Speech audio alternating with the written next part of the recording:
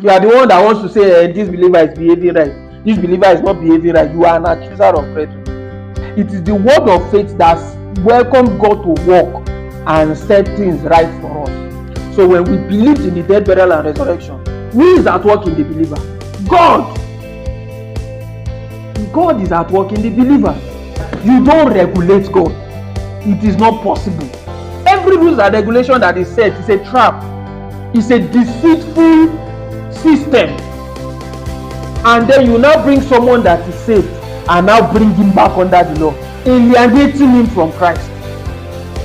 It's very dangerous that a believer believes, and after he believes that Jesus can save him, he is righteous because of Jesus, he cannot go to hell. God is no longer counting sins against him. You are now bringing him to be subject to some set of rules. The Bible says Christ is the end of the law for righteousness to everybody that believes. The Bible says Ephesians chapter 2 verse 14 and 15, having cancelled the handwriting of ordinances that was against us, he took it away and nailed it into the cross. And then the accuser of brethren, he carried that one to nail. Why do you want to become the accuser of brethren?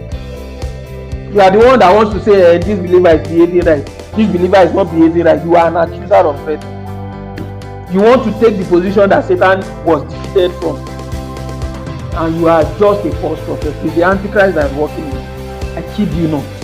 Because they are making people to disprove and disbelieve the potency of the sacrifice of Jesus, making them feel as if what they do is what perfects what God did, or what they do can end them what God did, which is not possible. They came and met Jesus. They said, what must we do to be saved? Jesus said, it is easier for a camel to grow through the hand of the needle than for you that is rich in good works to make heaven.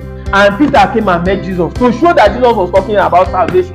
Peter came and met Jesus and said, who then can be saved?